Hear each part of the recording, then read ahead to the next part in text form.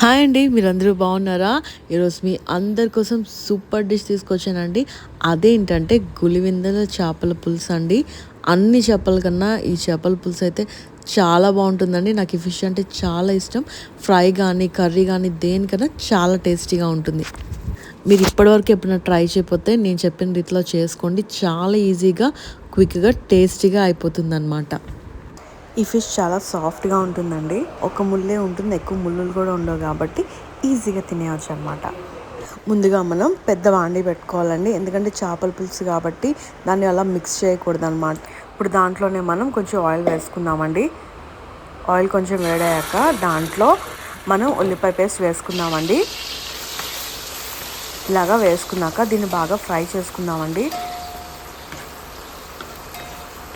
ఉల్లిపాయ పచ్చివాసన పోయే వరకు ఫ్రై చేసుకుంటే సరిపోతుందండి.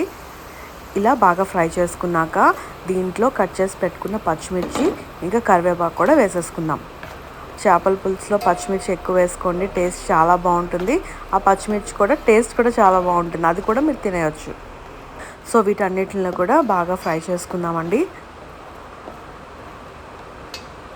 ఇప్పుడు ఇవంతా కూడా బాగా ఫ్రై అయిపోయింది కదా, దీంట్లో మనం ఫ్రెష్గా దంచి పెట్టుకున్న అల్లం వెల్లుల్లి ముద్ద వేసుకుందామండి. ఎప్పుడన్నా కూడా ఫ్రెష్గా చేసి పెట్టుకోండి, ఆ కర్రీ టేస్ట్ భలే ఉంటుందన్నమాట. సో దీన్ని కూడా బాగా ఫ్రై చేసి పెట్టుకుందాం. దీంట్లోనే ఇప్పుడు మనం తగినంత ఉప్పు కారం వేసేసుకుందామండి. నేనైతే 1 కిలో చేపలకి 1 టేబుల్ స్పూన్ ఉప్పు ఇంకా 2 టేబుల్ స్పూన్ కారం వేసుకున్నానండి. చేపల పులుసు మేమైతే కారం ఎక్కువ తింటాం కాబట్టి 3 టేబుల్ స్పూన్ వేసుకున్నాను అనమాట. అలా వేసుకుని బాగా కలుపుకున్నాక దాంట్లోనే చింతపండు పులుసు కూడా వేసేసుకుందామండి. ఇప్పుడు బాగా క్లీన్ చేసి పెట్టుకున్న చేపల ముక్కలు కూడా దాంట్లో యాడ్ చేసేసుకుందాం.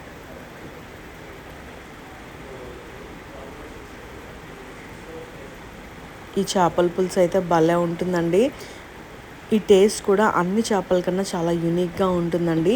మీరు ఎప్పుడైనా తినకపోతే నేను చెప్పిన రీతిలో ఈజీగా మీరు చేసుకుని తినండి, మీకు కూడా ఖచ్చితంగా నచ్చేస్తుంది. మరి ఇలా ఇవన్నీ యాడ్ చేసుకున్నాక ఒక 15 నిమిషాలు హైలో పెట్టి బాగా ఉడికించుకుందామండి.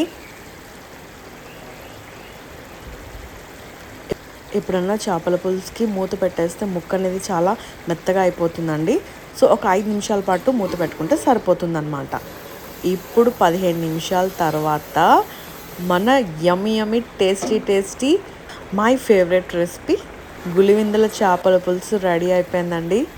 ఇప్పుడు ఫైనల్గా మనం కొత్తిమీర యాడ్ చేసేసుకుంటే మనం వేడి అన్నంలో చేపల పులుసు వేసుకొని తినేయడమే. చేపల పులుసు ఎప్పుడన్నా కూడా మార్నింగ్ వండుకొని ఈవినింగ్కి దాని ఫ్లేవర్ అంతా భలే ఉంటుందండి.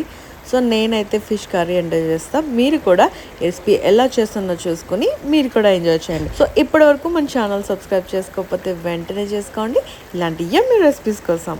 అంతవరకు బాయ్ మరి.